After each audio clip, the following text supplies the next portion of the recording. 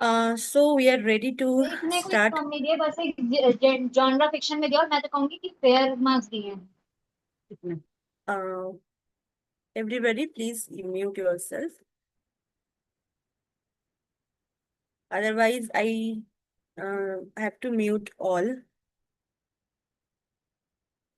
Okay, because of the transparency of this talk, I need to mute all of you. Whenever you want to talk with our resource person regarding today's topic, you can just raise your hand.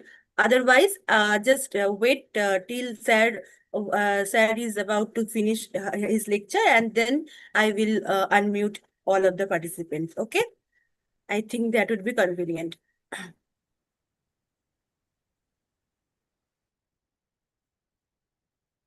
Arko, please unmute yourself, and I'm ready to begin. So, hi, good evening, everyone. My name is Koel Banerjee, and uh, and it gives me immense pleasure to extend a warm welcome to you all.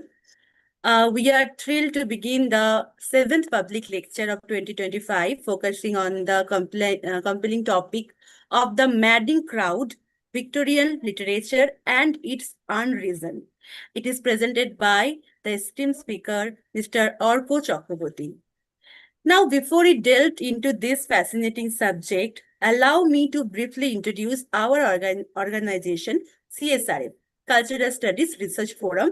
It is a student-led non-profit established in 2022, is founded on the belief in transformative power of knowledge.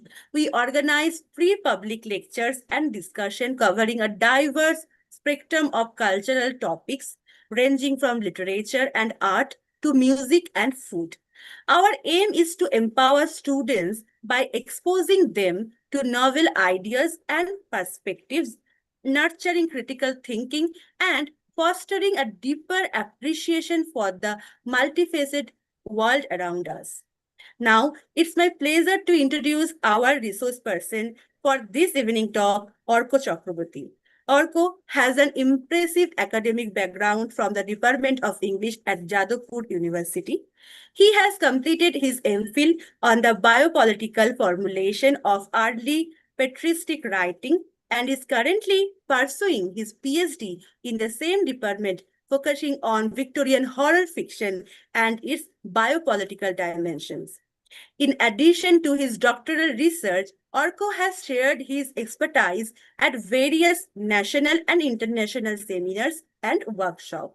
He also he is also contributing to the field with an upcoming publication. A paper he presented on Blue Humanities and Victorian Culture will be featured as a book chapter next year.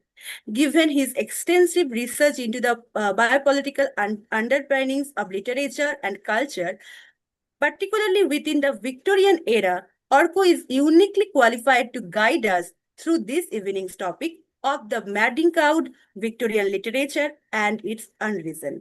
Please join me in extending a warm welcome to Orko Chakraborty. Over to you. Thank you all for attending this lecture this evening. Uh, I'm especially grateful to Coeldi. I must say this that for I'm not technologically very adept and qualified, but for Coeldi has always told me that she is there and she has managed this entire event without any hiccups. Not without her, it wouldn't have been possible to manage it so well. So thank you, Coeldi, for everything that you have achieved for this evening. So also there is one thing that I would like to add is that again to Koeldi that she has trusted that I am able to provide something new, some new kind of ideas to the already intriguing arena of Victorian studies. And I'm still a researcher, so trusting someone with this huge burden is a great thing for the researcher as well, because he's generally or she is generally inspired by these things. So I am really indebted to Coelho for all these things. Now, let's go into our topic today of maddening crowd, Victorian literature, and its unreason, right? As you can clearly see, I think that I could have used a more expansive, more convenient term than unreason, because unreason is a vast domain. It's wide, extensive, and diverted into a variety of problematics, right? However, I'm not going to engage with the different historical and social proclamations of unreason in their individuality. I'm going to speak more of the epistemological modality of unreason, how it evacuates the constructions of the Enlightenment veneer of progress and modernity, how it evacuates of how it turns empty the capacities of the civilizational architecture and empire, of its incitement to violence and knowledge. Through these networks, epistemological and historical, the unreason is woven into the fabric of reason. Therefore, a critical engagement with the unreason aligns itself with an investigation into the moral, historical, and epistemological proliferation of reason. And this is not something I'm taking out of air or just saying it. I am taking this from Foucault.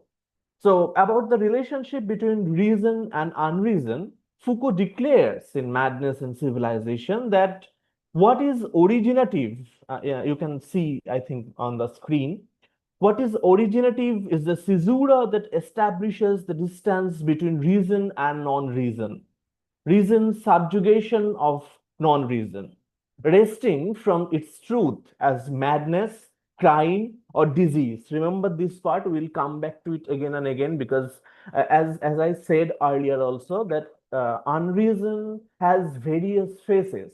Unreason can be a disease, can be madness, can be insanity, can be hysteria, can be seen as non-enlightenment, can be seen as other can be seen as criminality or abnormal behavior. So no, unreason is something, or non-reason is something. There is a difference between unreason and non-reason. We'll come to that, but we are just, let's say that they are same, because Foucault is using the term non-reason, I'm using the term unreason. There is a certain kind of at least I have formulated some difference between these two terms. But just to be clear here, what Foucault is trying to say is that unreason has various phases: madness, crime, disease. So we'll come to that again and again in our entire lecture as I have planned it, right? So just remember this point. So resting from it, its truth as madness, crime, or disease derives explicitly from this point. Hence, we must speak of this initial dispute without assuming a victory or the right to a victory. We must speak of these actions re-examined in history, leaving in abeyance all that may figure as a conclusion, as a refuge in truth. We shall have to speak of this act of schism, of this distant set, of this void instituted between reason and what is not reason, without ever relying upon the fulfillment of what it claims to be. So, as you can see that this is from part of the introduction of Madness and Civilization. I think, as you are well aware, that Madness and Civilization is basically an abridged version of history of madness. It's Foucault's PhD dissertation. Now, if you read that, you will see any of the books, either of the books, you will see that the first chapter after this introduction, Foucault is talking about disease, and he is talking about as part or as manifestation as of the presence of or the absence of the reason, right? So, as I said, again, I'm reiterating myself, but it is important that I do so because we'll come back to it again and again. Um, Reason or absence of reason has various phases, right? So, the faculties of non-reason, as Foucault would go on to showcase in later part of his book or books, if you consider the other bigger work, History of Civilization, um, constituted not only of what would be termed as insanity, but also diseases, perverted sexual behavior or illicit ones, which he will deal with later at the last stage of his life in the History of Sexuality, Volume 1, 2, and 3, and Volume 4, which has been published very recently, like in 2019 or 20. It was in the note form when he died. So a group of editors, they collated and collected things around it and wrote some things of it and made it into a book. It took almost so he died in 1980s, as far as I remember, 1983 or 4, I guess. So Foucault. And this last book of his, this posthumous work, History of Sexuality, Volume 4, Confessions of Flesh, it came out in 2019 or 18, I guess, in French, and in English translation in 2022 or 2023. So he will be dealing with these things, this perverted sexual behaviors, or what is perversion, or what is an illicit sexual behavior. Yeah, so he will be dealing with them in these books. So uh, so the non-reason constitutes of these diseases, perverted sexual behaviors, or illicit ones, hysteria, as I said, criminal ontologies, and other historically construed abnormalities. Now, abnormalities, as you know, it is you understand that it is a perversion of the normality or the normative. Now, in one of his lectures, Foucault is talking about how the normal is constructed socially, historically, culturally. So not in one of his lectures, actually in a series of his lectures, he used to give these lectures in Collège de France. I don't know if I'm pronouncing the name of the college perfectly, but anyway, you can find it anywhere. So anyway, so it is palpably impossible to engage with all these formulations in the scope of just one lecture, right? I mean, they have myriad faces. It has myriad faces. So it is impossible to deal with them individually in a span of just one lecture. It's not possible. It's not viable option. Therefore, what we would focus on today is the literary echoes of such disruptive structures. So not the entirety of unreason, but only the literary echoes of unreason. In other words, only Gothic, right? As you all know what Gothic is. It is also to be noted here that I am using the term, and here comes my explanation between what I earlier said, the difference between the reason and unreason, sorry, non-reason and unreason. So it is also to be noted here that I am using the term unreason not simply as an alternative to the frequently used term non-reason, which also is used by Foucault, at least by Foucault's translators. I don't know what he actually used in the original French work. So the prefix non can be understood to refer to an absence, an absolute void of presence, right? On the other hand, the prefix un uh, or un, whatever you call it, whose origin can be traced back to the Proto-Indo-European root ant, like antecedent, you know, so which meant before or in front of, can be seen to denote some event of reversal, of ousting or removal. So basically, uh, non refers to an absence, and un refers to a presence that has been reversed, right? So that is the thing I'm trying to say.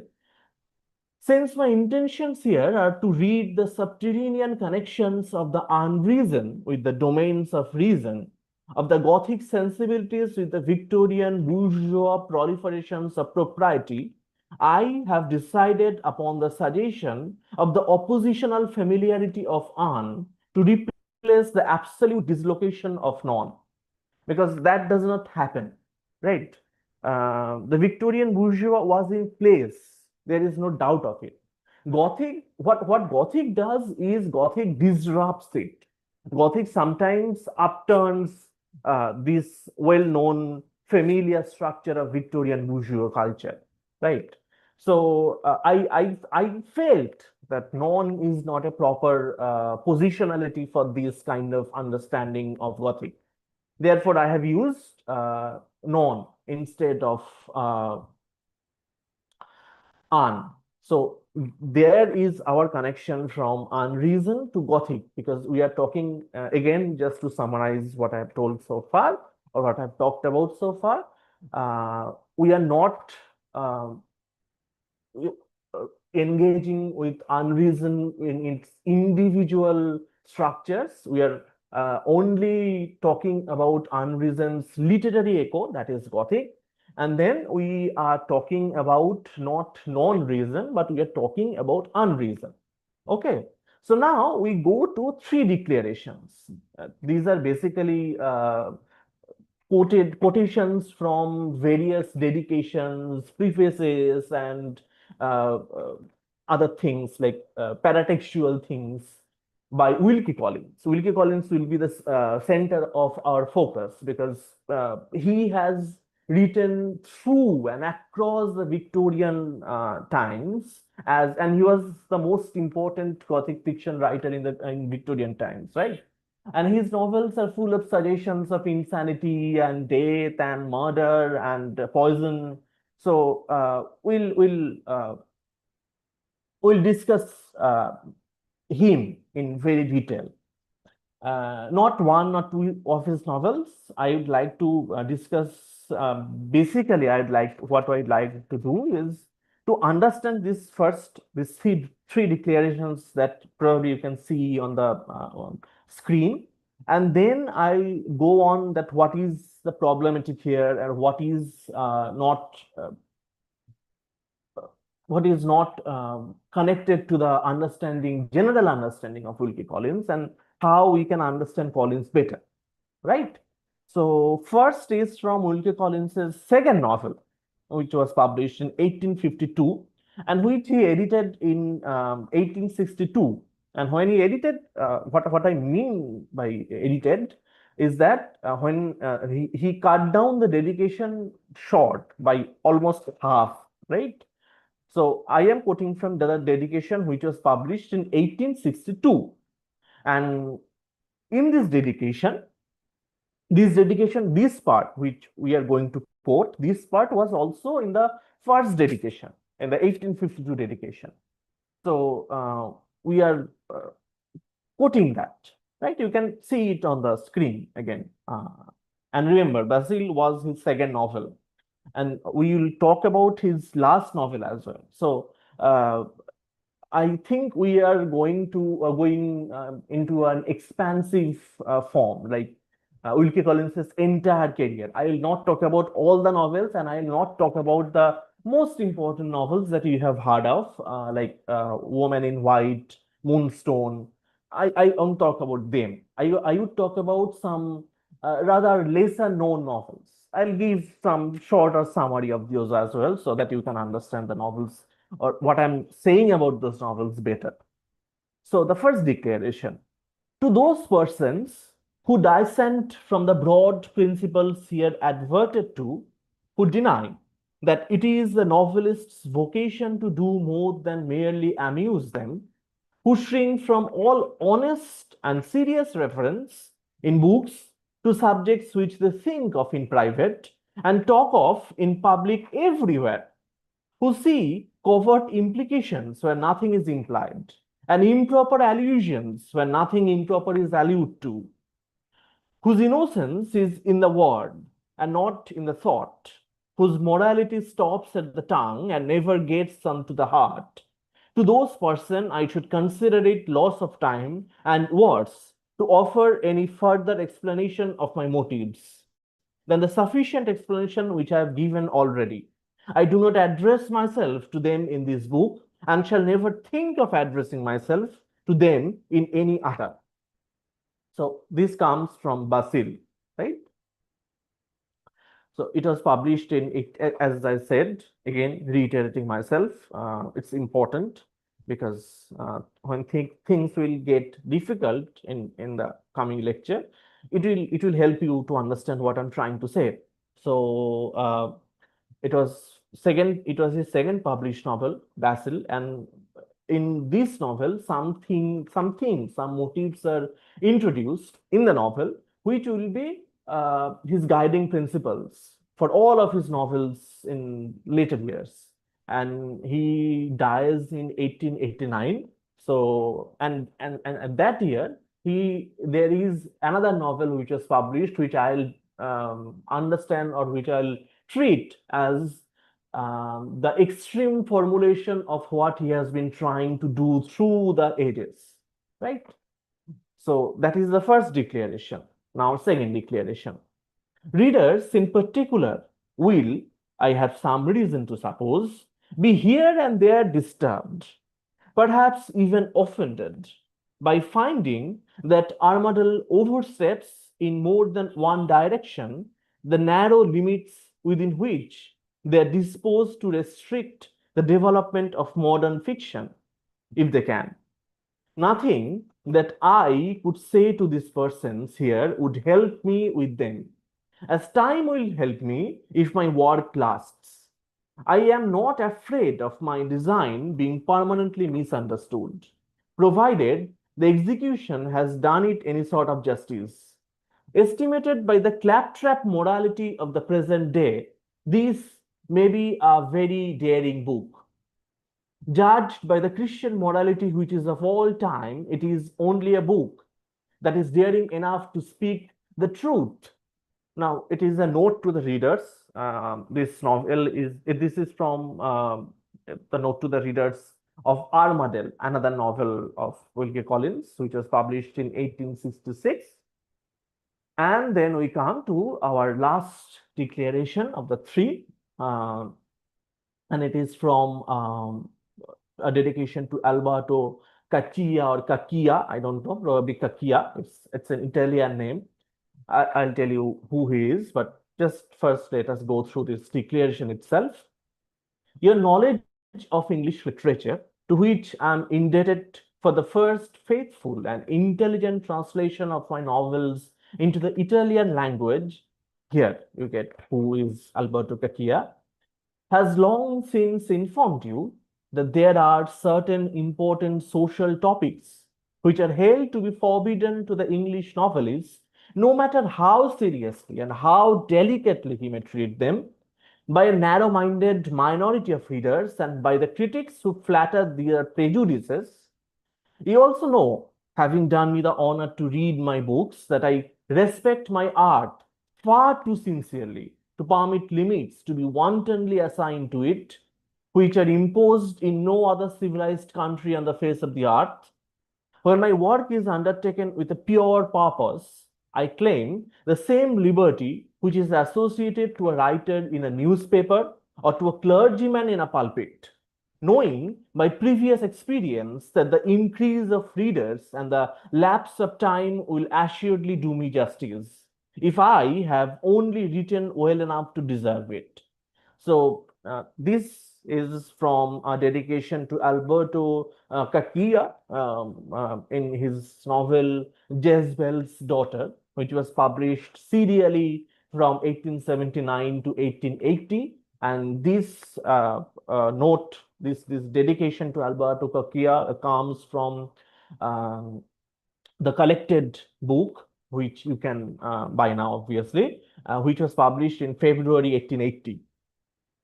Okay, so Alberto Cacchia was also as I said, as he mentioned in the text itself, in the dedication, a note to the reader itself, that he was the authorized Italian translator and his agent. Okay, And also he managed production in Italy of Collins's play, The New Magdalene, in 1875. So Collins, I don't know if you know it or not, but he was also a prolific drama writer, and he was also a friend of Charles Dickens. I think you all know that. So yeah. So what are we? What? Why are we interested in these three declarations? I think you can see in them on the screen again. So these three declarations constitute a strange articulation, right? In each of them, Collins refers discreetly to some scandalous architecture in his novels that he presumes might be able to disturb or disrupt the satisfactory response from the audience of his novels. Look for yourself. For example, the claptrap morality of the present day. So it is judged, estimated by the claptrap morality of the present day. This may be a very daring book. Judged by the Christian morality, which is of all time, it is only a book that is doing enough, daring enough to speak the truth. So that is one. That is one part that which sounds strange, because he is not saying exactly what might be of a problem with his readers, but he is continuously in all three of these declarations. He is continuously anxious. He is continuously referring to something which might disrupt his acceptance, which might problematize his acceptance to his readers. He is also saying that in the first instance, Basile, that uh, who see covert implications where nothing is implied, and improper allusions where nothing improper is alluded to, whose innocence is in the word and not in thought. So,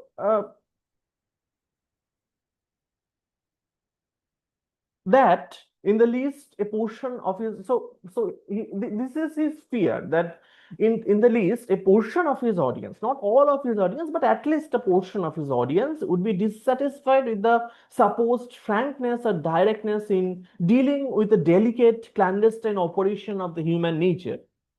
In fact, he is so circumspect, and it is very important, it is very interesting also, if not undeniably anxious, that he brings up references to religion, right? He says that judged by the Christian morality, which is of all time, it is only a book that is daring enough to speak the truth. So he is so anxious that he brings up reference to religion, to the justified nature of Christianity, even to constitute a morality viable, or to a morally viable context for what he presupposes and attempts to defend the unsavory nature of his novels. This defensive scope eventuates onto a problematic, however.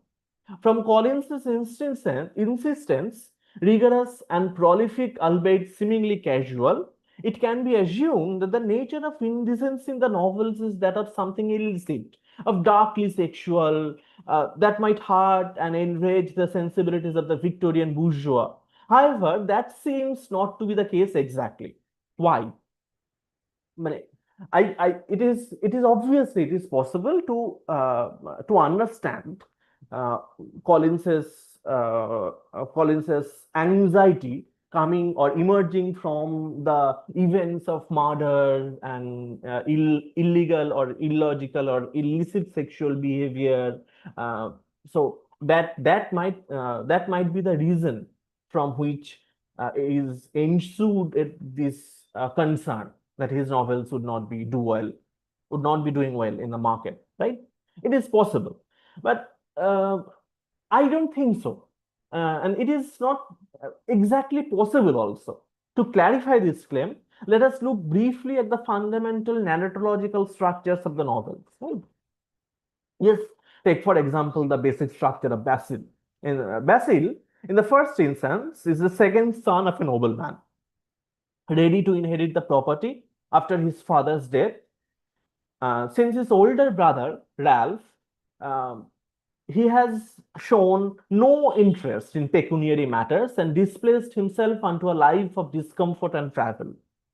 Basil, unfortunately for him, falls for a swarthy beauty, Margaret Sherwin, who is the daughter of a prosperous linen draper businessman, who does not have the breeding and class privileges of a nobleman, agreed. But when Basil proposes to be granted the hands of Sherwin's daughter in marriage, he agrees. But the devious father hatches a strange agreement. Basil has to wait for a year to get married to his daughter officially. Until that time, they will be married through the year, but that will be like a kind of businessman contract, not an official religiously marked marriage. Okay, so within that time, um, the marriage remains to be a secret to everyone else apart from Margaret, her mother, her father, and Basil himself.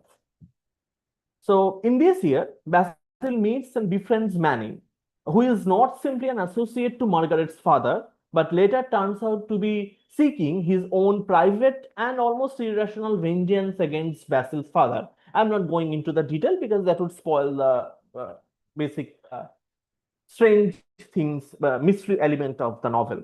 But he is the villain here, Manning. Make no doubt about that. Make no mistake about that. Uh, so um, so he has some vengeance. He's seeking after a vengeance against Basil's father, which Basil does not know. Now, Manning distorts the purity of Margaret, deflowers Margaret, actually, is discovered by Basil, and then in a scuffle with Basil, the fuming Basil, um, Manning's face is disfigured beyond recognition. In the last part of the novel, this constitutes the first part which Basil writes in first person singular, like a diary. In the second part of the novel, uh, or last part of the novel, before the melodramatic climax happens in some serene Irish village, um, Manning, now a faceless and nameless entity, follows Basil and makes his life morally difficult and impossible to endure. Of course, the novel ends with the deployment of propriety through Margaret's fever-laden death, discarding the faceless one in the serenity of an anonymous Irish village. He's fallen by his own devices into some kind of through some kind of cave, which where the waves lapse over him, and even not his body parts are discovered. Right. So that is the end of his unfortunate end. But yeah, I mean, if you read the novel, you will see. So yeah, so the novel ends in this tune of order, restoring order. In redistribution of paternal wealth with Raphael's re-entering into the fold, he comes back and takes up the mantle of the older brother and creasing out all fraternal and patriarchal impediments in restoration of that order. Of course, the novel inculcates matters of sexual impropriety. I have suggested that Margaret Sherwin had a different kind of relationship with Manning is supposed to than which is supposed to be a proper relationship, right? So, uh, so of course, the novel inculcates matters of sexual impropriety, deconstructing the class hierarchies, sacrilegious acts of the bonds of marriage, which were taken very seriously at that point of time in Victorian England, as you know, apart from various forms of violence. Now, you'll say that it is possible to ask that whether these problems are the reason for Collins's anxiousness or anxiety. But I would suggest no. However, these are nothing which Victorian readers are not acquainted with because there are penny dreadfuls. So what is penny dreadfuls? I think you know them, but penny dreadfuls and other forms of populist sensational novels had much more insensitive materials contained in them. So for instance, if you read The Mystery of London, it's a three-part saga of about London's world through gossip and rumors. it was published in Penny Dreadfuls. So there are much more violent, much more sexually explicit things. Secondly, there were at the streets of London, at 1888, from 31st August to September, there lurked a serial killer, probably the first recorded serial killer in history. It's not like that serial killing was uh, absent from earlier civilizations, but recorded without motive serial killings, or at least motives we could not discover. That serial killing happened first in 1888, Whitechapel. 5 women were murdered. Some say that victims were higher than usually stated. Anyway, the point is more dangerous, more sensual, more scandalous things were happening in real life and other novelistic productions. Right. So the problematic that Collins's defense inculcates is that why the defense was necessary? What more, if there are any, could be there that might put the audience in a place where they are not at ease? So to understand it better, let's get on to the other thematic points of other two novels, Armadale and uh, Jezebel's Daughters. So in Armadale, the narrative opens with a deathbed confession of a murder in a remote spa town. Again, as I said, murder is not that an extraordinary affair in Victorian times. Also, all in Victorian novels, it continually happened. If you look at Charles Dickens's novel, if you look at a book called Lady Audley's Secret, it is written by some infamous writer of sensational fiction. Also, the Victorian audience had the chance to read Anne Radcliffe's novel, The Monk, the infamous novel. Also, the novels, the earlier Gothic novels, right? So they are more sensational. They are more they're charged with erotic energy. In comparison to which, um, Collins's novels are rather melodramatic. Collins's novels are melodramatic, no doubt, but melodrama is something which Victorian audience enjoyed in the first place. Secondly, Collins's novel never went beyond a limit, right? So these earlier novels were just crazy in their absolute debauchery and other things. So, deathbed confession is not something which can be understood as this continuing anxiety of Wilkie Collins. I mean, Wilkie Collins at that when he was writing Armadale, he was already a secure and well-respected gentleman and novelist, dramatist, author of essays.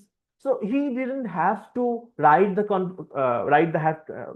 he didn't have to deal with the anxiety because there is nothing to be anxious of. There are far more indelicate novels and poems were being published. I think we have heard the rumor of Jack the Quick Hill. So anyway, so the point is that it is strange that he is continuously talking about something strange, which might make his novels rather delicate and rather improper to his audience. So let's come back to the thematic basic points of Armadale and Jezebel's Daughter. So in Armadale, the narrative opens with a deathbed confession of a murder in a remote spa town.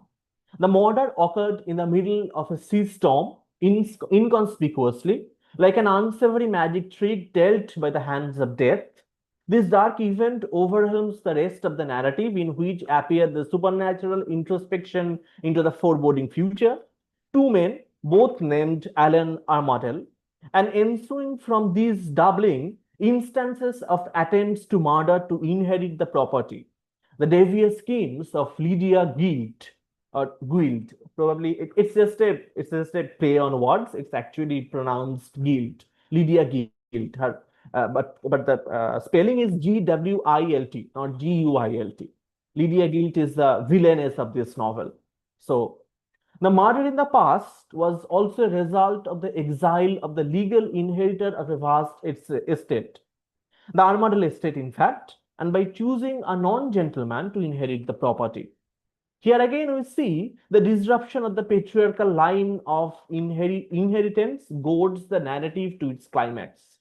So this is something we will come back to, because probably here lies the clue. Who knows? So in Jezebel's Daughter, the other novel that we have, whose introduction or preface we have talked about, the cunning widow Madame Fontaine uses her pack of extravagantly potent poisonous potions and their antidotes developed by her dead chemist husband. In clandestine resorting to these fatal drugs and their benevolent antidotes, Madame Fontaine becomes at once a deadly murderess and the redemptive savior. In her, and only in her, lies the power to life and death of people who are of consequence to her plan of social movement up to the hierarchically more convenient location. So basically, she is scaling up towards the upper positions from lower positions. So the narratological suspicion and allegations against Poison might certainly seem dramatic to us. Of course, poison is something which we do not consume, and something is sensational, which we might consider it. But the Victorian England was no stranger to the fatal causality of poison. Its terminating effect had numerously been pointed out. In his book, Arsenic Century, uh, so I'll be quoting from this book. In his book Arsenic Century, how Victorian Britain was poisoned at home, work, and play, James C. Horton describes how use of poison, especially arsenic, produced a general fear. So the fear of it was already there. This was not something extraordinary to talk about repeatedly in the prefaces of your novels, right? Of course, the fear was there, but since the fear was so present always, that it need not encourage the attention that Wilkie Collins paid, or anxiety that Wilkie Collins had about including them in his novels, because it was an everyday affair almost. So James C. Horton, so he is saying that arsenic was resorted to not simply with homicidal intent, but also in various industrial and homely products, from candles to wallpapers. Therefore, and I'm quoting it here, it reigned throughout the century as the poison of choice for committing homicide, and for suicide was second only to opium.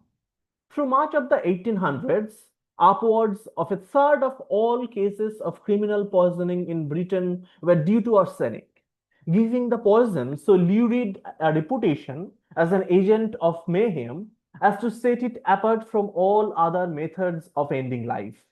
By 1849, remember, the second novel comes in 1852.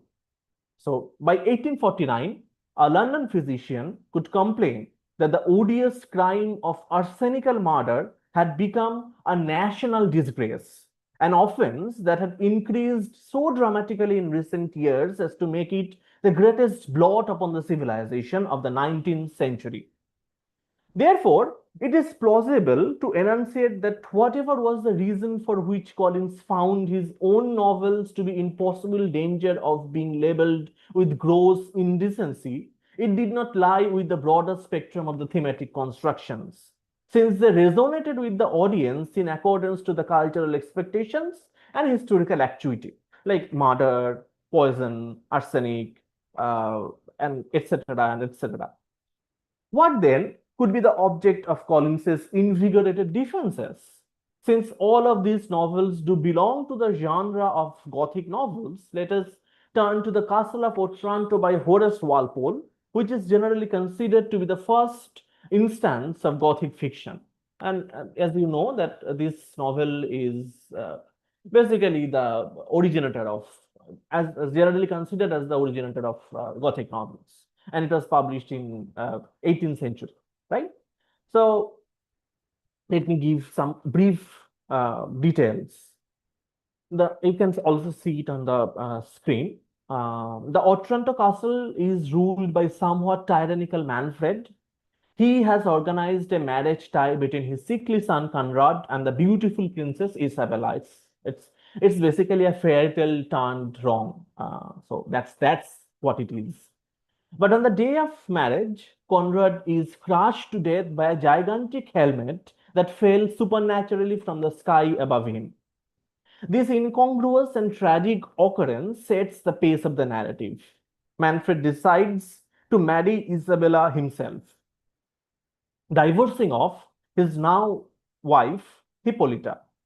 And in his political arrogance, because he thought that he was very powerful and all, etc., etc. So in his political arrogance, imprisons Isabella in the subterranean passageway beneath the castle. Here comes the which will, I think, the fundamental point of the fear or anxiety that Collins is showing.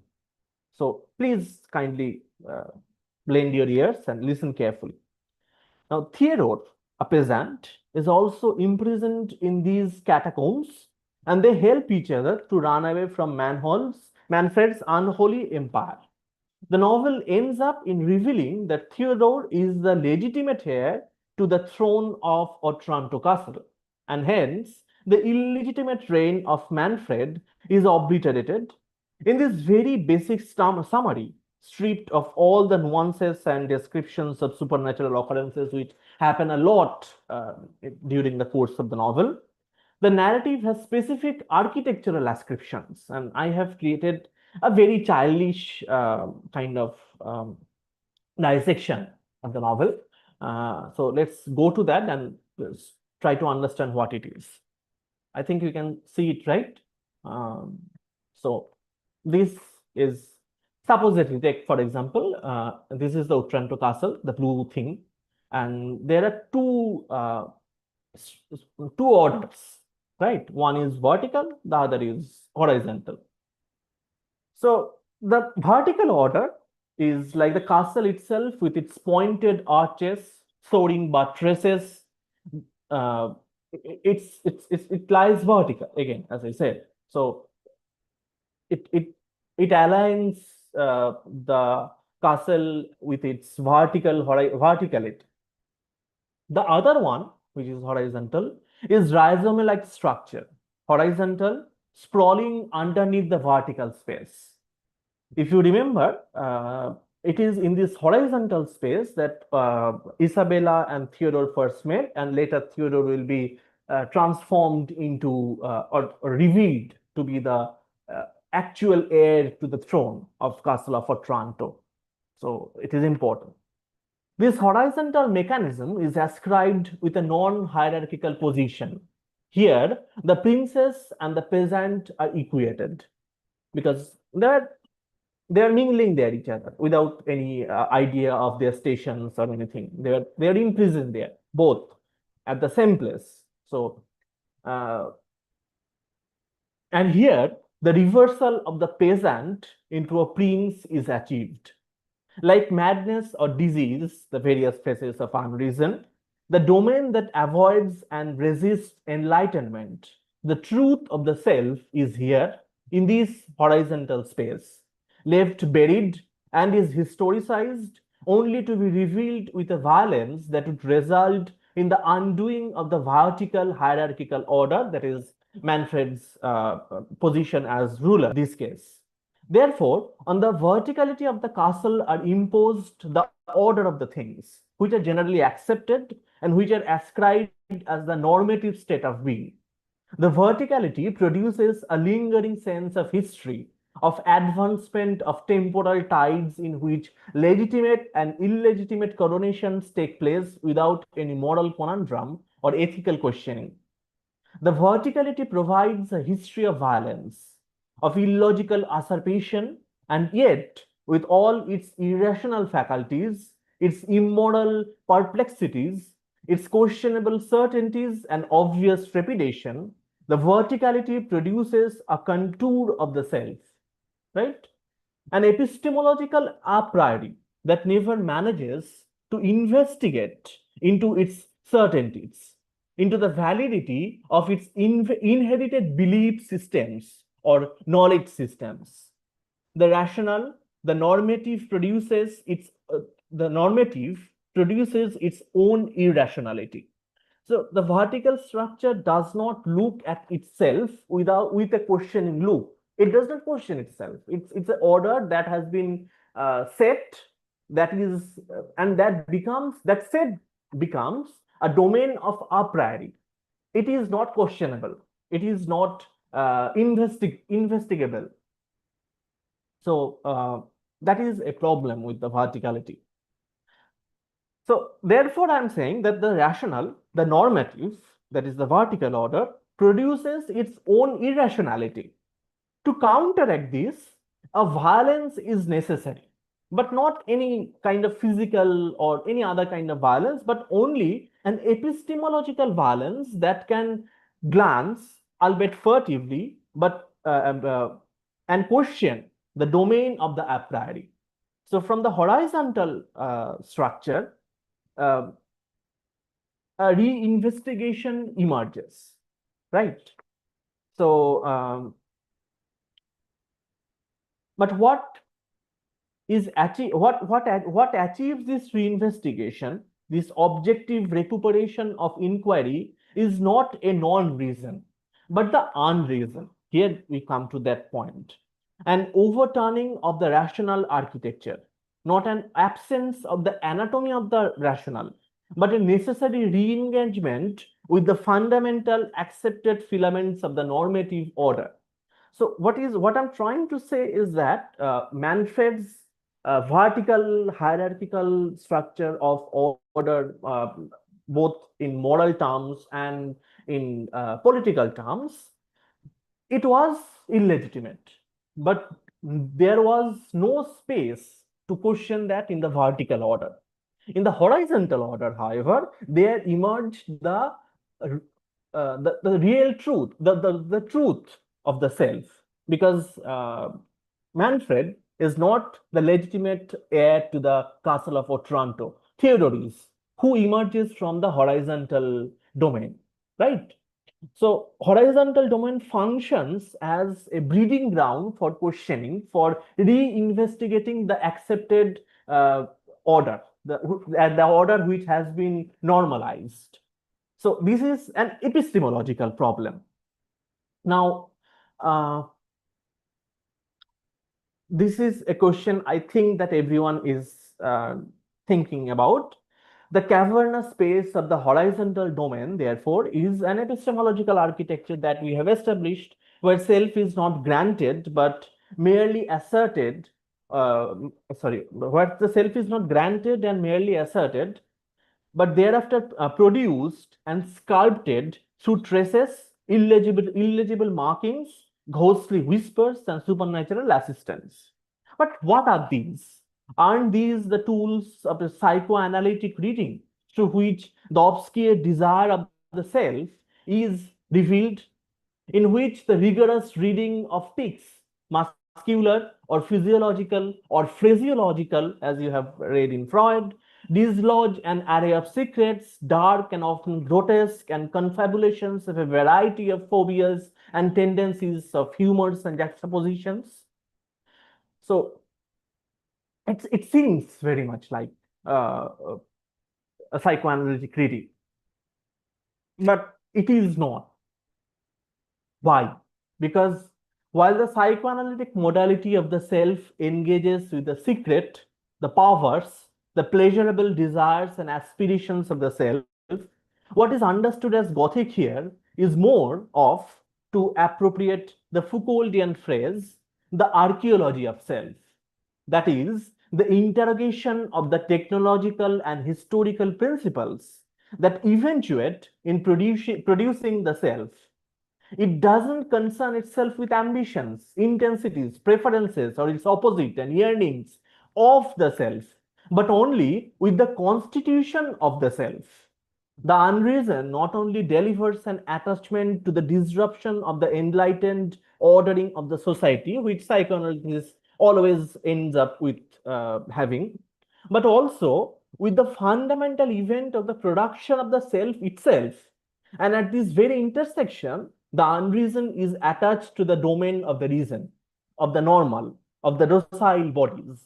So while psychoanalysis, I am not denigrating psychoanalysis, or I'm not saying anything that psychoanalysis, I'm not denying uh, the myriad things that psychoanalysis has proved to be useful in our understanding of culture.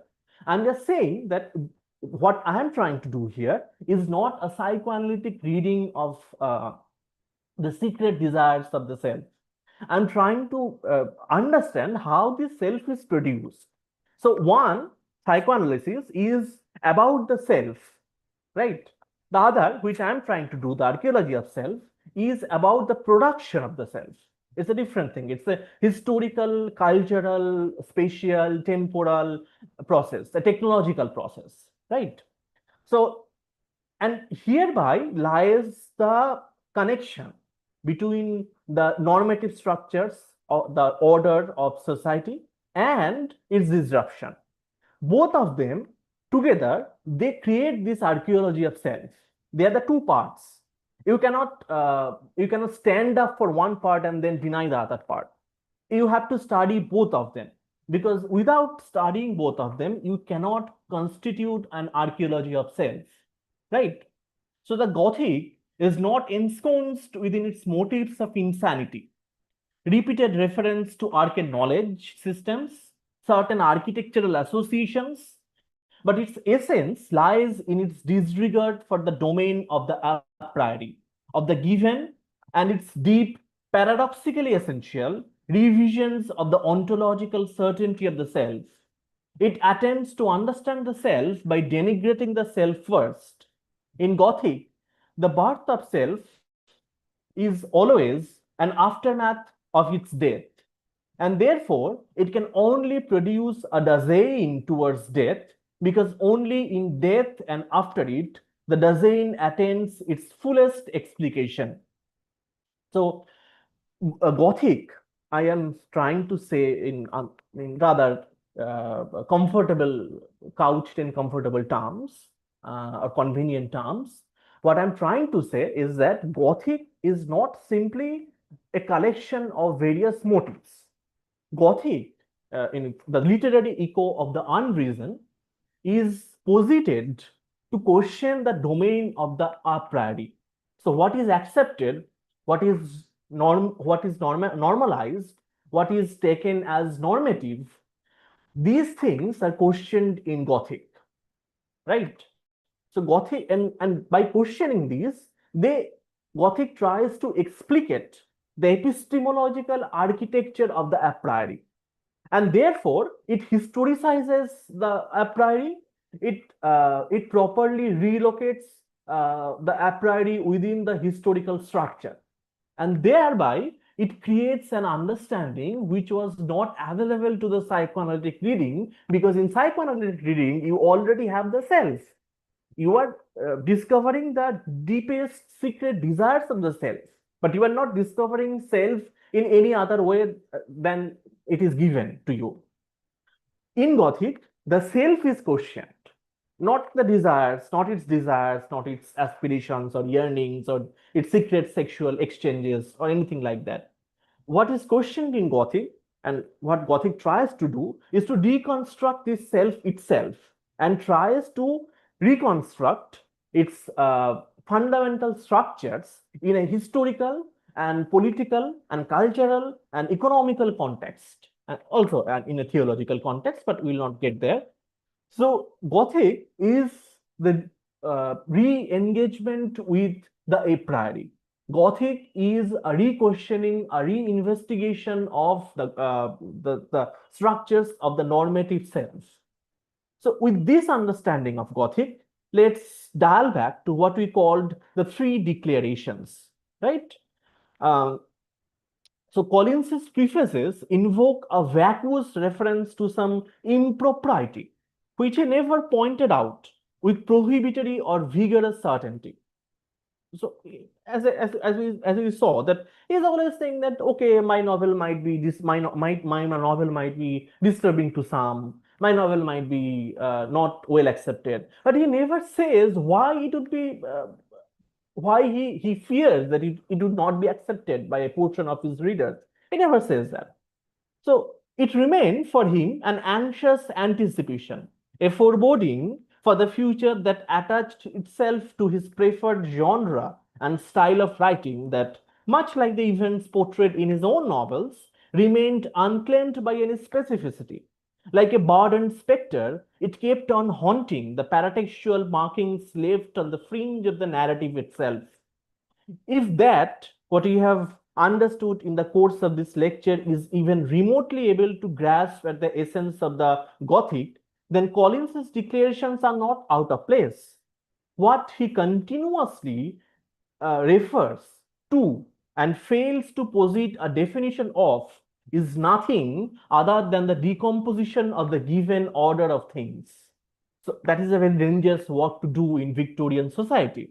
So what he is doing is not simply a decomposition of the given order of the things, the most basic principle on which is dependent and from which ensues the very act of narration itself. He is questioning the self, and the act of language, the act of narration always comes from the self, right?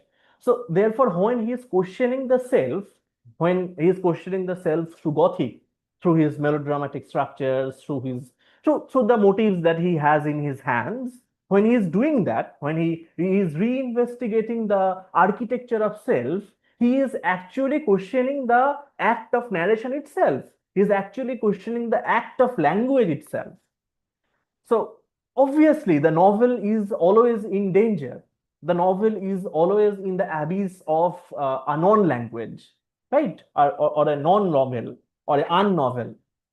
We can, if we can borrow that our terms again.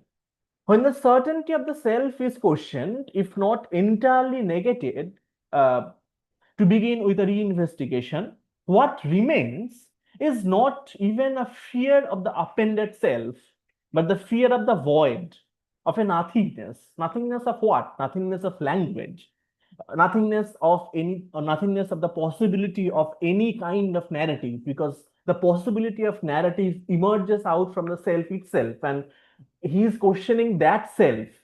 So it is difficult to make them juxtapose, to make them coexist in an order which does not create, which does not emote out any form of fear or awe or fabulous.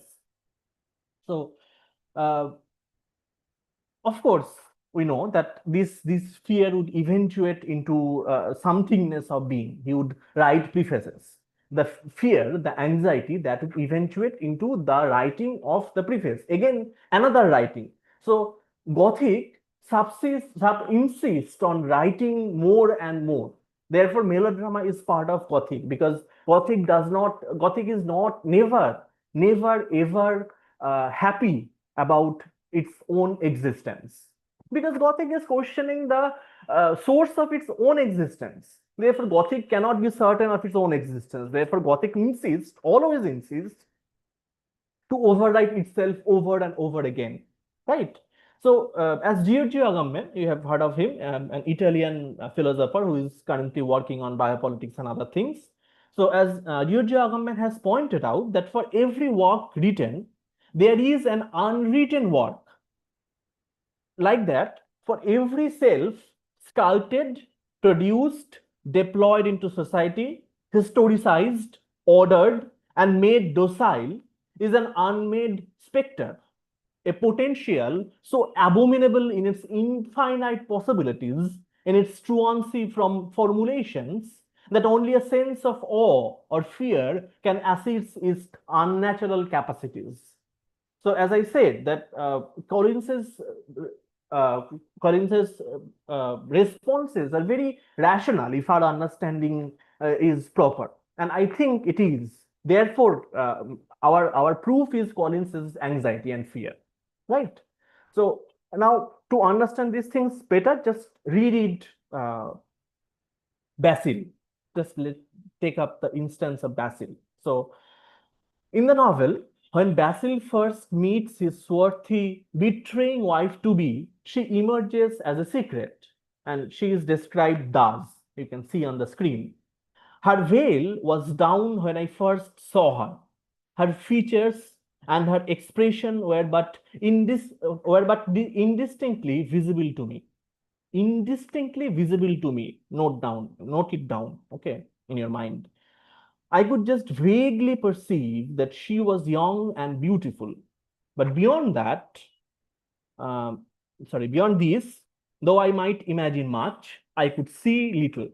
So I'm using the Oxford University Press edition, Oxford World's Classics, and the page number is 29 if you want to check it.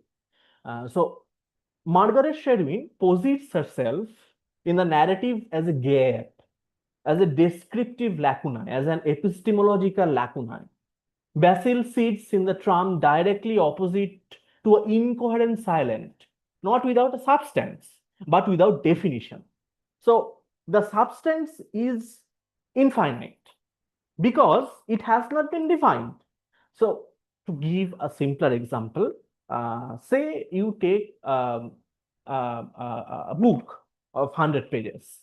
Now, when you are taking a book, right, we are taking uh, infinite possibilities. A book might be hardbound, a book might be soft bound, or a book might be 100 pages long, a book might be 500 pages long, anything is possible with any book.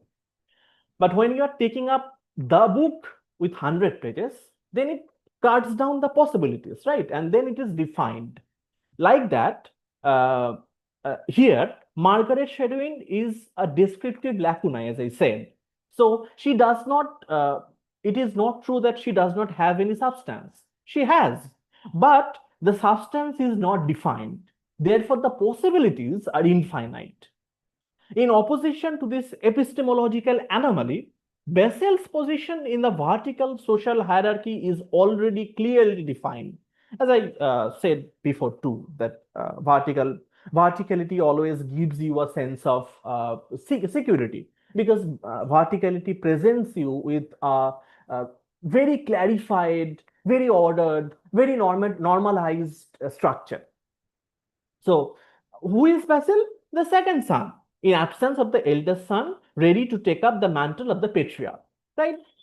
He is a respectable gentleman belonging to the higher order of the social privileges. Later, when the marriage between the ordered, normalized self and the faceless woman, because as you see, her face is indistinctly visible to Basil. So when the marriage between these two entities is secretly legalized, Basil finds himself teaching Margaret his favorite poems, pieces of prose, reading together the novels of his choice. The verticality, the vertical structure of Basil is basically trying to order out the undefined in its own accordance. So what Basil likes, he is teaching only that to Margaret. So the indistinct qualities, the infinite possibilities are being lowered down, right? Are being cut down, and to create a formulation that is very definite, that is very what I might say, that which is very epistemologically normative, right? He is trying to do that, but it is only a part of the narrative, because as we have earlier pointed out, there is also this faceless man, Manfred. Not Manfred. Manfred was in Castle of Otranto. It's Manning. So it is later revealed that the faceless man, Manning, before literally losing his face in the scuffle with Basil and becoming a spectre, also went through the same motions. He taught Margaret books of his own choice.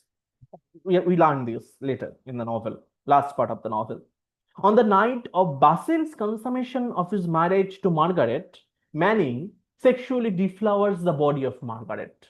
Not Basil, but the marriage actually happened legally. The marriage happened with Basil, but actually physically, the marriage happened with Manning.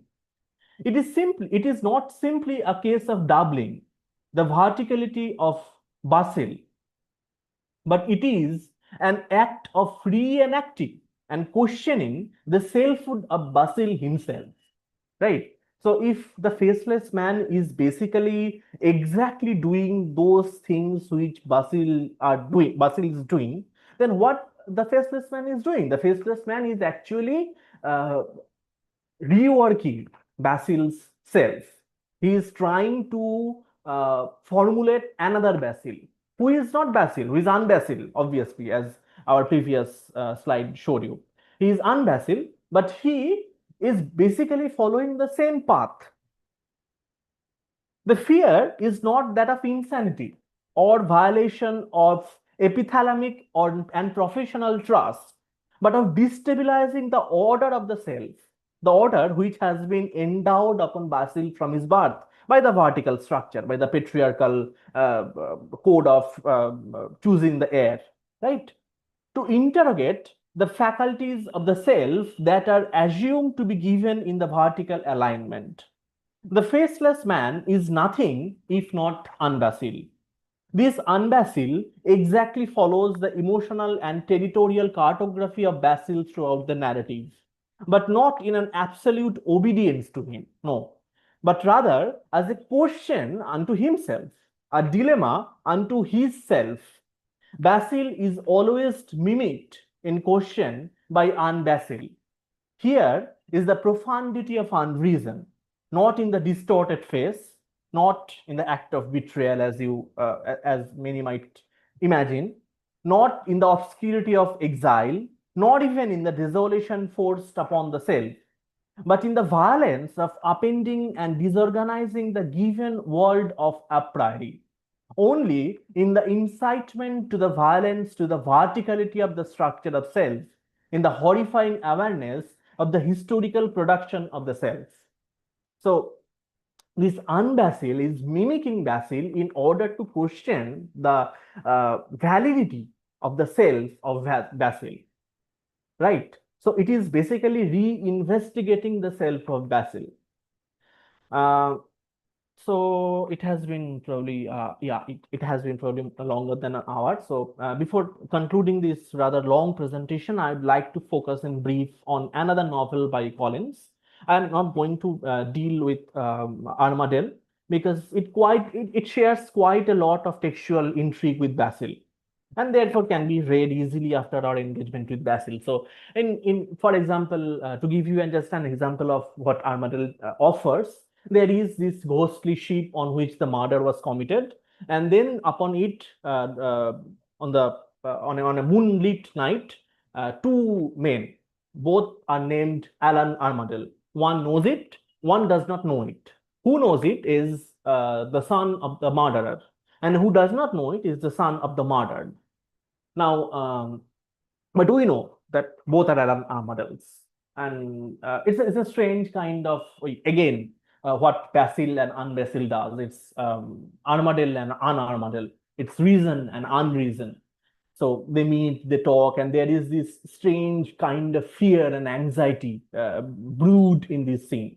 So it is almost, and then a lot of things happen. But basically, thematically speaking or narratologically speaking, Basil and Armadale, they're quite similar. And that similarity is also present in Jezebel Daughters. Because you see, in Basil, there is this illicit, uh, uh, what can I say, illicit marriage act, illicit act of marriage between physical marriage rather between Manning and Margaret.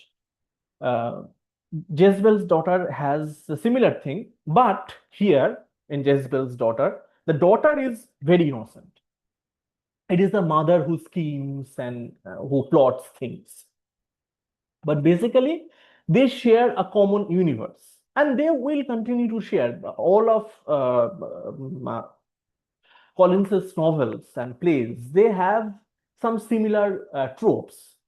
Because he's trying to deal with the unreason, he cannot not share the tropes, because these are the tropes that fully explicate the necessity and the dangers of unreason, of the Gothic.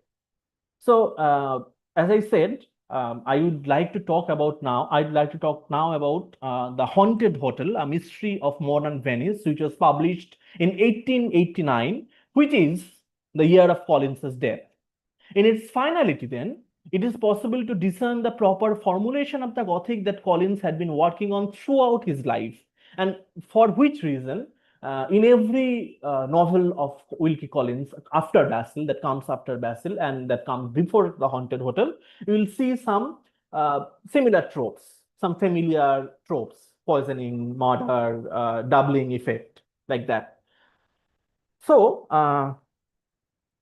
in fact, the Haunted Hotel, it echoes motifs from Basil, but there they are punctuated by prolific yet clear supernatural accidents. So let me just give you a basic summary, if you're unaware of this novel. Lord Montbarry, the oldest son and inheritor of Montbarry family, leaves his fiancée Agnes to marry a mysterious European woman, Countess Norona. Montberry, Norona, along with Norona's chemist brother, see again the chemist, Jezebel's daughter. In Jezebel's daughter, Madame Fontaine's husband was a chemist.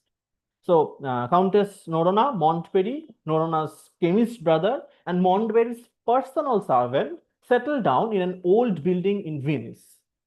The older brother falls, and again, Montberry is the older brother, but here he is not disowning his patriarchal rights. He just dies, right? So the older brother falls prey to weather, like cold and other things, probably pneumonia. It is not. It is never specified in the novel, and he dies. And his servant disappears under mysterious circumstances. Later, when the palace is turned into a luxury hotel, Montberry's brother and Agnes, they go on a vacation trip. It happens after quite some time, like 2 or 3 years later. So Agnes and Montberry's brothers, they become brothers and their wives. So they become a kind of greater family. Agnes starts working as the nurse to the babies of one of Montberry's brothers, right? So all of them, they went into this hotel where Lord Montberry, the original Lord Montberry, who died, right? And they stay exactly in the room, just down the room where Montberry breathed his last. And again, I have created a very childish pictorial adaptation of this whole thing to make it simpler to understand. Let's go to that. So the upper room is the lower room. I had dissected the hotel basically. It's the floor. So there are other rooms and other floors, but that are not of our concern here. So in the upper room, Lord Montberry died, and just down the room, in the next lower room, at that room, when Lord Montberry's brothers and later Agnes, when they slept the night, they felt a supernatural presence. They're endowed with a supernatural visitation, in fact, a grotesque floating head coming down from the ceiling. Right? You can see it here. Again, very childishly drawn. I'm sorry for that. It's just a structure that I have created in the computer, so it's not very great, but I think it works fine as a basic reminder of what things are going on. So it is later revealed that Montberry died of no natural cause, but from poisoning executed by the bride and his chemist brother, because Montberry had made what we today called life insurance in the name of his wife Norona, and if he dies, then Norona gets a lot of money. I don't really exactly remember the amount, probably 50,000 pounds or something like that, which was a very big amount for that time. So they kill, especially incited by the chemist brother. Norona starts to plan this devious thing. So his personal servant actually died from natural causes. So he dies from natural causes, but not the Lord. Lord dies from poison. And again, poisoning is a motive which is already found and which we have talked about. But if the body of the count is presented to the medical authority in Venice, then what would happen is that they would be accused of poisoning him, because poisoning would be detected at that point of time. So what they do, since both the master and the servant dies at about same times, so what they do is that they exchange the bodies. So because in Venice nobody knew Lord Montgomery, right? Because he comes from England. So in Venice he is actually an unknown stranger. So the doctors do not know him. So what happens is that to avoid any medical suspicion falling upon them, Norona and her brother exchange the body of the master with that of the servant, right? And servant has died naturally. So the doctor, supposing that he is Lord Montgomery, writes down that clearly that this man has died from natural causes. No worries there. Montgomery's body, so the money would also be paid if it is detected that there had been foul play behind the death of Lord Montgomery. Not only the police will be involved, but also the money would be gone. Money would not be paid because it's insurance money. So Montgomery's body was dissolved in acid because the brother is chemist, so he has many various tricks to apply to. So dissolved in acid, except from his head, which was hidden in a secret chamber in the upper room. Hence, now comes the important thing. This is the basic storyline. It is later revealed, and it is revealed in stage by stage, and it is created as a mystery novel. It's not a big novel. It's actually a very interesting novel. I think it is possible to finish it in one read. It's that interesting. So you can give it a try if you have not. So now we are coming to the point of it, the verticality and the horizontality of the situation. So not only the body of the master is replaced by that of the servant, but also the apparition literally goes down to let know of his unfortunate ending. As you see in the picture, in the very basic picture, the skull, it comes down, right, and disturbs the sleeper, especially when the sleeper is from his own family or Agnes, his uh, ex-fiancée, right? The generational meaning of the self is absolutely discarded because the displacement of the self, even after death, postulates the possibility of destabilization of the political and social order completely. The body, just think about it, the body of the master is being replaced by the body of the servant. It is already deconstructed structure, right? The generational meaning of the self is absolutely discarded, and even the body, the biological remnant of the selfish attachments, are replaced by the body of a man from a lower class. The deconstruction is complete now. Even the body cannot be guaranteed or trusted as holding the essence of the self. Even this palpable biological machinery is useless and defenseless against this meticulous degeneration of the self. The project of revitalizing Gothic that started with Basil reaches its absolute point of fulfillment. The biological facticity of the self is denied now. So when we are talking about the destruction or the deconstruction of the structures of the self, we are all talking about metaphysics and all, right? But eventually there is a point where self is mingled with the body itself. Like this body is like what fingerprinting does. Fingerprinting attaches a self, a name, a face, a life, a history, a production to a dead body, an object which is inert basically. So, but here we see in Collins's last novel that even that guarantee is vanished. Even that guarantee is not guaranteed. So, in conclusion to this presentation, It is perhaps possible to enunciate that mere tropes cannot fully comprehend the Gothic, obviously, because tropes are not the essential part of the Gothic, as we have noted down.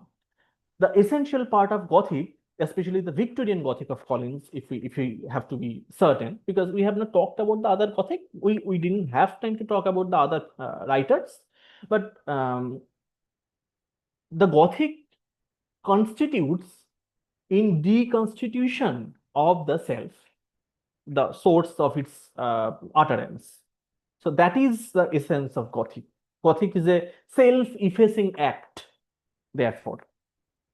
So it is rather constitute of the tragedy of the self, an expansive reinvestigation of the foundational structure of the civilization as we understand it. Hence, unreason, of whose literary echo the Gothic is, has not a simplified binary non-dialogic relation to reason, but they are connected in more complicated ways than generally understood. The unreason in such an understanding, with its excess, its obtuse melodrama, is not simply an outdated object of discourse, but it is rather fundamental to our understanding of contemporary political, physical, and metaphysical realities. Gustav Mehring, I'll be concluding with this. Gustav Mehring, the Austrian novelist, was not very distant from Collins when he pondered over the problematic of the self in his novel, The Golem, which was written in 1915. Okay, and I'm quoting from him, and I'll end with this quote. He's talking about self, and the narrator is wondering. The narrator has seen pieces of paper being floated down by wind. And then from that view, he is pondering over the importance or the presence or the meaning of the self. And he says, as I watched, I was filled with an ominous foreboding. What if, after all, we living beings were nothing more than such scraps of paper? Could there not be a similar unseeable, unfathomable wind blowing us from place to place and determining our actions, whilst we, in our simplicity, believe we are driven by our own free will? What if the life within us were nothing other than some mysterious whirlwind? So this is the end of my presentation, and thank you for being present. Now over to you. Thank you, Arko. Thank you so much. It was really a fascinating subject. And, I love horror literature. That's why I have been listening to it very carefully, and I found it interesting, Thank you. especially your way of presentation with that horizontally and vertically things and all. Thank I you. really Thank loved you. it. Yeah. If anyone have any question, query, please go ahead.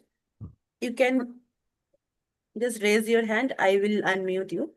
Otherwise, just put your question on the chat box.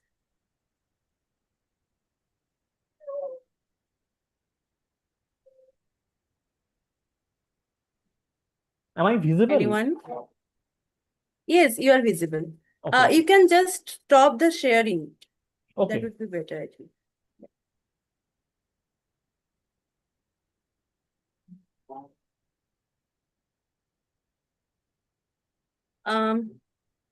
Okay, there is one question. One asked. Actually, it is for, yeah.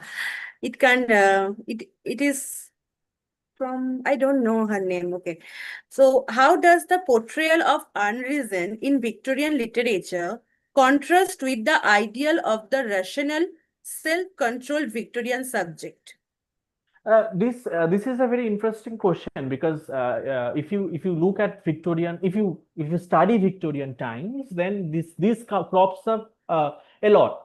It is often the story goes, as Foucault says, there is this thing uh, about this perception about Victorian times, that Victorians were very restricted, Victorians were very sophisticated, and they usually silenced any word of excess or sexuality or anything. So if you read History of Sexuality, Volume 1 and Introduction by Foucault, the book begins with a chapter on the Victorians. The chapter's name is We Other Victorians, under quotes. So, and he is saying there that it is not entirely true or not entirely plausible that Victorians were always circumspect with their references to sexuality and to their whole bourgeois proprietarial thing. What happened is that that Victorians incited to discourse. This is what Foucault is saying. I'm quoting, and I'm going to explain it.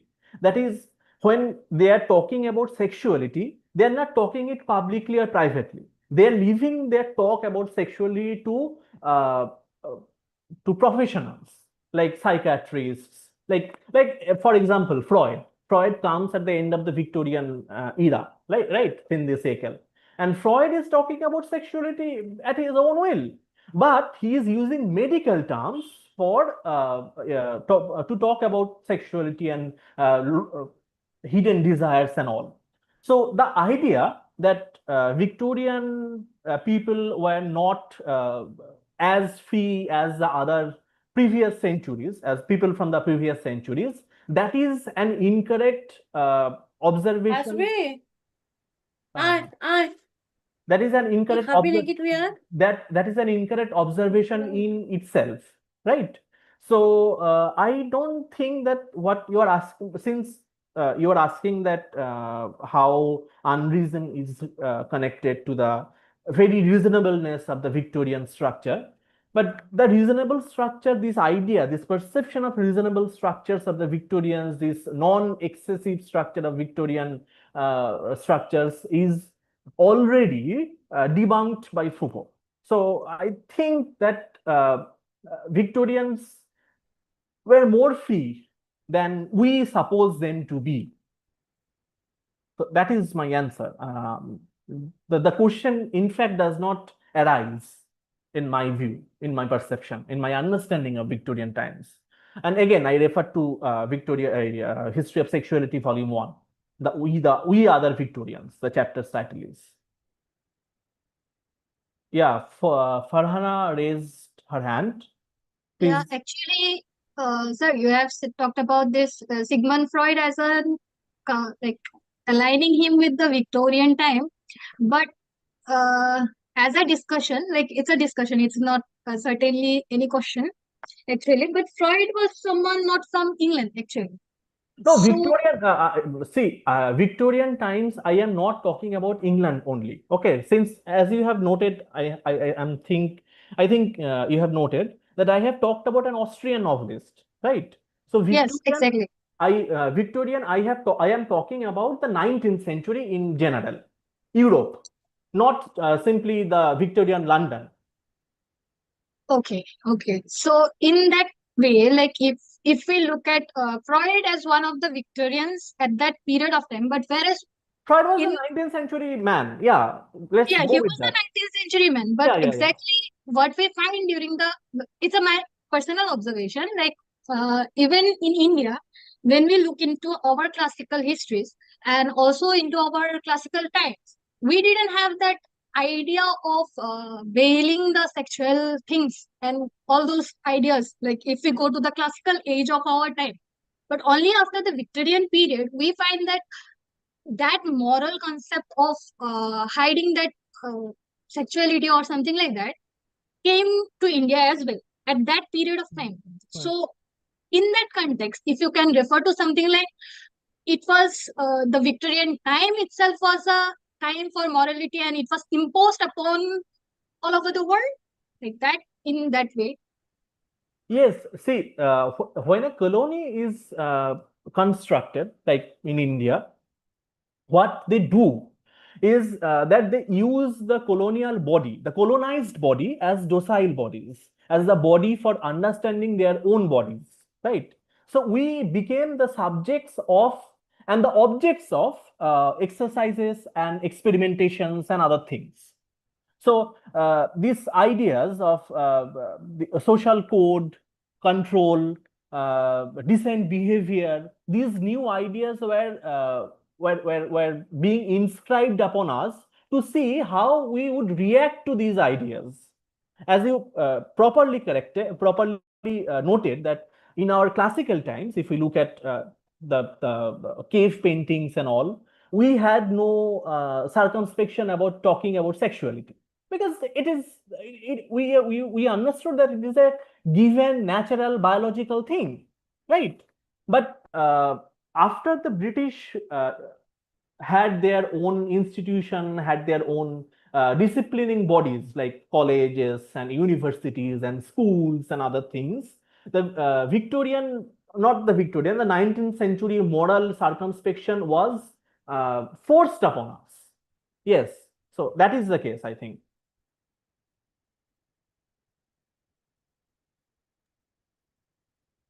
I think she got her answer. Thank you, Arko. Okay, we are running out of time and we need to wind this up. Okay. Thank you so much, Arko. And just a formal vote of thanks, and it is from my heart only, that on behalf of our CSRF and all of us here, I would like to extend a heartfelt thanks to Mr. Arko Chakraborty for his insightful and engaging talk this evening on of the mapping literature and its unreason. His expertise in Victorian literature and its political dimensions offered us fresh and fascinating perspective on a period we thought we knew. We appreciate him sharing his valuable research and taking time to be with us. Thank you so Thank much you for so inviting me. much, Alko. It was really an thank you.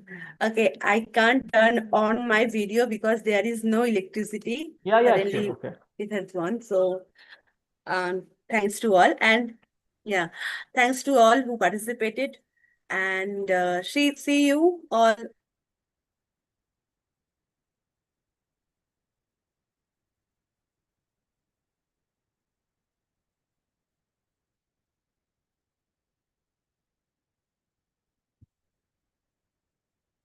Sorry, because of electricity, I said no. I disconnected somehow. Yeah. So, Arko, you can just end the session for Okay, all. okay, okay. Thank you very much, Kuldeep, again for the Thank you. technological Thank you so much. help. Yeah. So I'm ending It's the call. always Okay. my pleasure. Thank you. Yeah, thank you. Okay.